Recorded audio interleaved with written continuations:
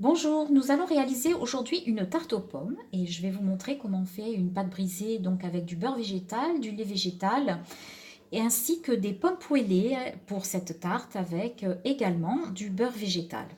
Donc dans un premier temps, nous allons réaliser la pâte brisée avec 250 g de farine, 100 g donc de beurre végétal type Saint-Hubert, une petite pincée de sel, un sachet de sucre vanillé, 8 centilitres d'eau ou de lait végétal tiède. Donc attention, c'est donc du lait végétal que j'ai pris pour moi, lait d'amande ou lait de soja comme vous le souhaitez. Donc j'ai déjà pesé la farine, j'ai déjà fait tiédir mon lait. Il me reste à rajouter les 100 g de beurre.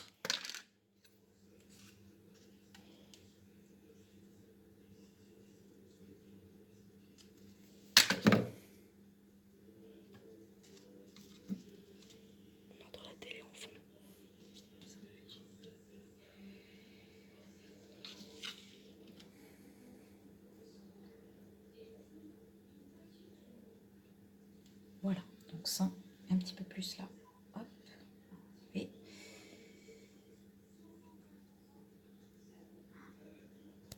voilà, 100 g de beurre végétal.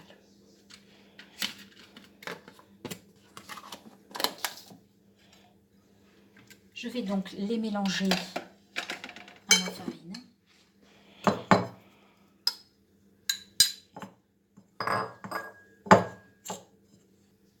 C'est bon. Donc voilà, je mélange bien pour que le beurre soit intégré à la farine.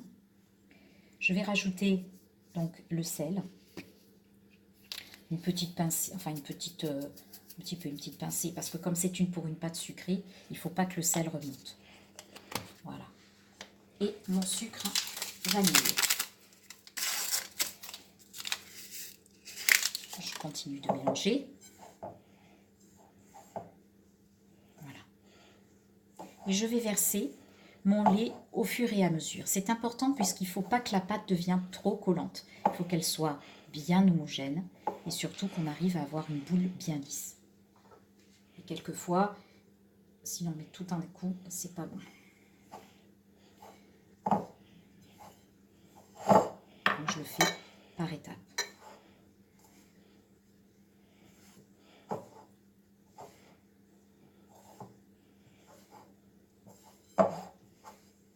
La pâte commence à se structurer un peu.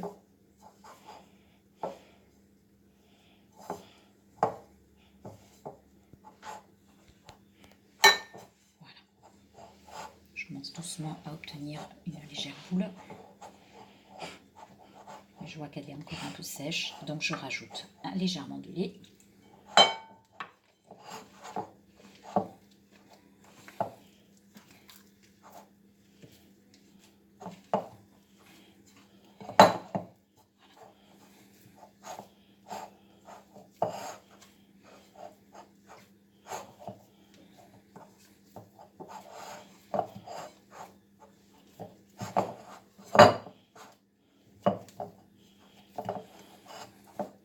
Elle commence à se détacher du saladier, mais au toucher est encore un tout petit peu sèche. Je vais donc rajouter encore une pointe de lait pour l'assouplir et ainsi terminer de la travailler.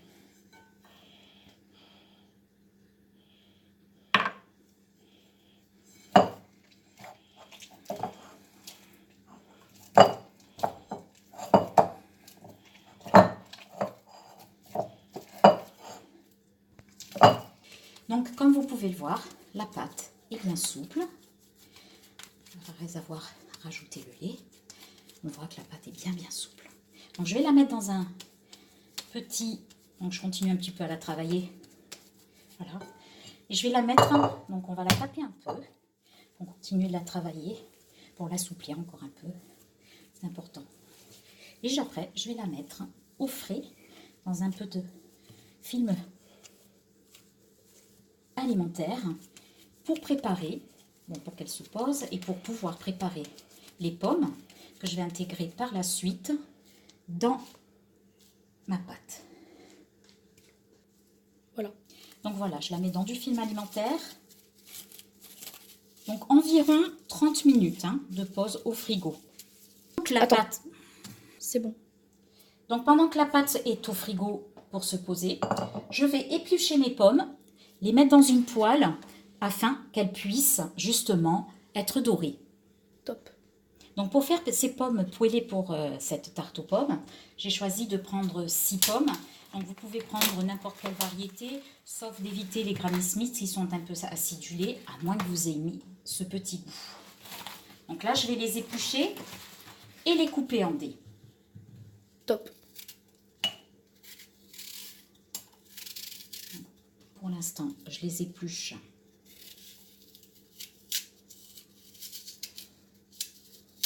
On enlève le cœur.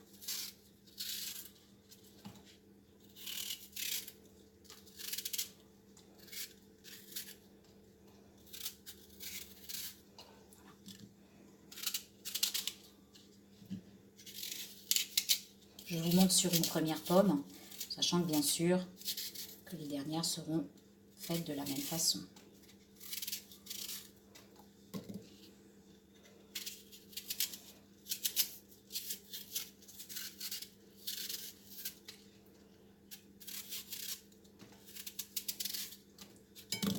Voilà. Hop.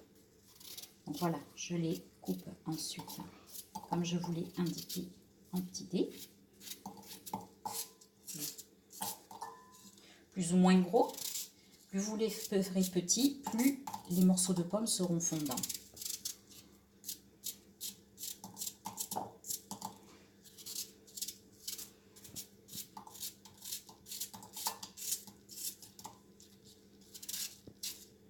Bien entendu, tout ce qui est épluchure de pommes, trognon de pommes, gardez-le si vous avez un composteur ou alors si vous avez la chance, comme nous, d'avoir des poules à côté, de leur donner les épluchures au lieu de les jeter directement à la poubelle.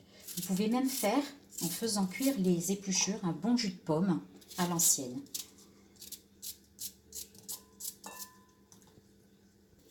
C'est bon. Donc nous en sommes au dernier quartier. Vous avez vu, c'est quand même une petite quantité très sympa. Voilà. Et qui va permettre donc de recouvrir tout à l'heure la totalité de la tarte.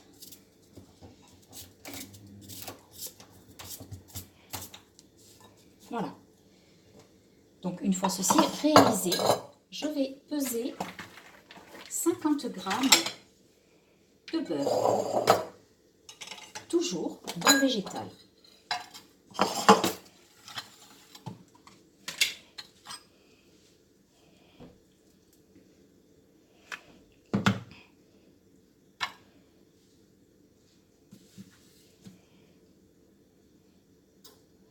Voilà. Ça dépasse un tout petit peu. Ce n'est point grave, parce que nous allons faire chauffer la poêle et le mettre à l'intérieur. Donc, avant même de faire chauffer la poêle et de faire cuire les pommes, ne pas oublier d'allumer le four à 180 degrés, puisque les pommes, une fois cuites, seront incorporées directement au niveau de la tarte. Donc, je fais fondre mon beurre, comme tout beurre classique dans une poêle.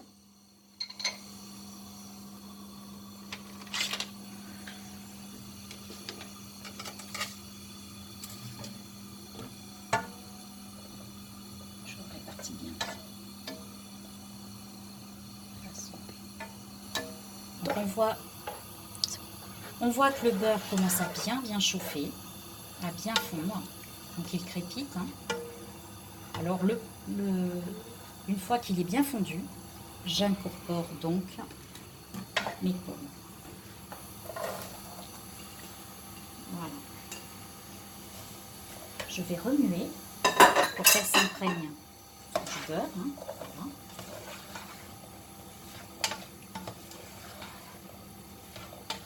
Comme ceci. Il faut bien les enrober.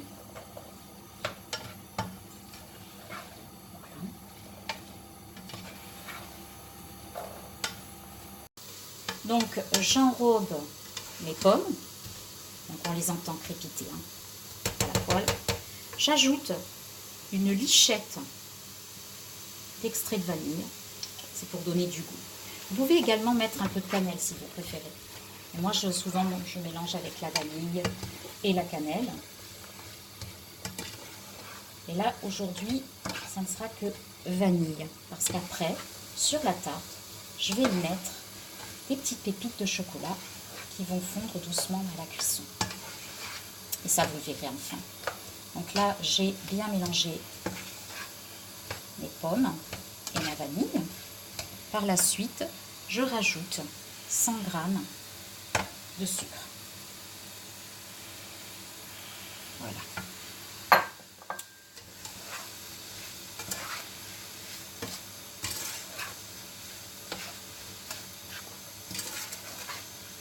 Et je vais laisser mes pommes doucement cuire comme si je faisais une compote, mais pas en arriver à la fonte totale, bien entendu, sinon sur votre tarte, il n'y aurait plus de forme. Nous aurions une compote, ce qui n'est pas très présentable. Vas-y. On voit que les pommes commencent à bien prendre, hein, le jus, du sucre, donc ça va caraméliser doucement. Et pour donner un petit peu plus de goût, le petit bouchon de rhum qui va bien. Voilà. Ça va relever le goût de la tarte, sans pour autant qu'on le sente, justement, ce rhum. C'est bon. Vous voyez doucement que les pommes commencent à se... Donc je continue, puisqu'il faut qu'en fait, tout le jus que nous voyons s'évapore. Et à partir du moment où il n'y aura plus ce jus, c'est que ça sera bientôt prêt. Et nous pourrons le verser sur notre tarte. Notre pâte aussi.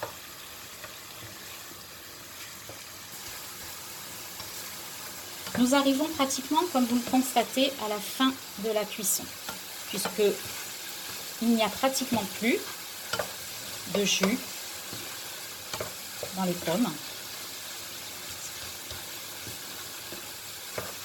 Elles sont légèrement colorées. Et donc, nous allons bientôt pouvoir stopper le feu et les laisser légèrement refroidir le temps d'étaler la pâte dans le moule à tarte. Voilà. Donc voilà, elles sont assez dorées et nous allons pouvoir arrêter. Donc je vais récupérer ma pâte qui a reposé quelques instants au réfrigérateur. Donc la pâte est prête. Je la retravaille un petit peu, légèrement. Et je vais commencer à l'étaler. Alors je vous avoue que je ne suis pas une adepte du rouleau à pâtisserie pour étaler les pâtes. J'aime bien utiliser la main. Et donc je commence à la travailler de façon à pouvoir la préparer à aller dans le moule. Voilà. Et donc après, avec les doigts, doucement, je répartis ma pâte. Voilà, dans mon moule. Ça donne un petit côté artisanal qui est assez sympa, je trouve. Comme je vous le disais, je ne suis pas une adepte du rouleau à pâtisserie. Hormis, si, pour donner des coups quand les enfants n'écoutent pas. Non, je plaisante.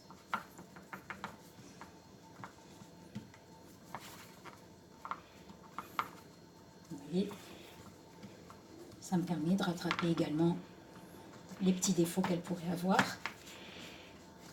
Ici.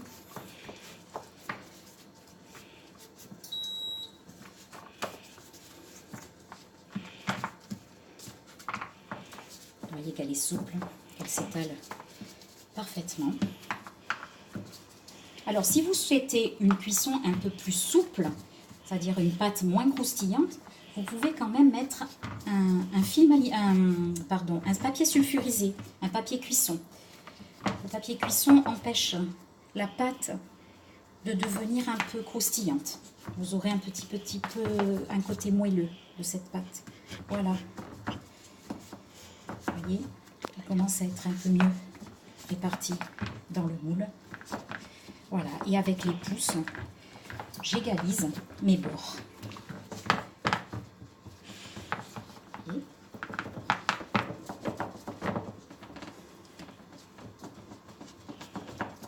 Et même si la perfection n'existe pas, pour moi, là, ici, le résultat parfait. Je vais donc y mettre mes pommes.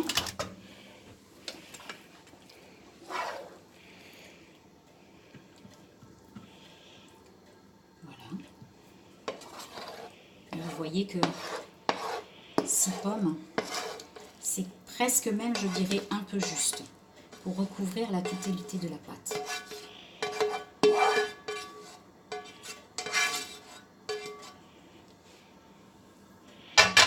Rien ne vous empêche éventuellement d'en rajouter un peu plus.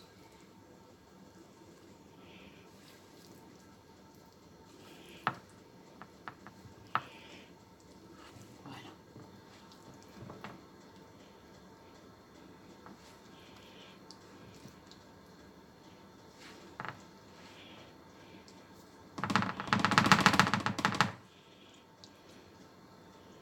Donc mes pommes, l'ensemble de mes pommes est réparti sur la tarte. Voilà. Et maintenant, je vais pouvoir y ajouter les petites pépites de chocolat. Voilà. Hop. Comme vous constatez que je ne laisse aucun trou.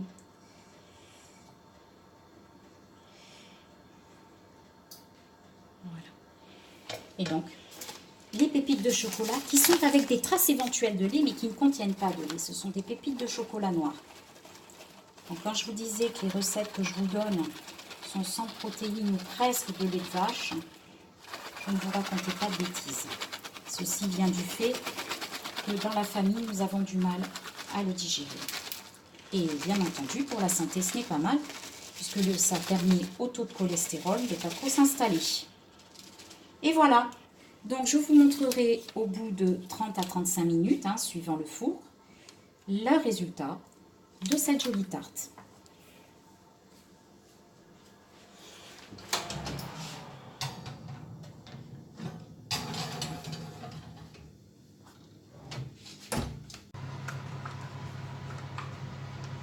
Donc les 30 minutes sont passées et voici la tarte prête à être dégustée. Bon appétit! Je vais faire la dégoûter alors.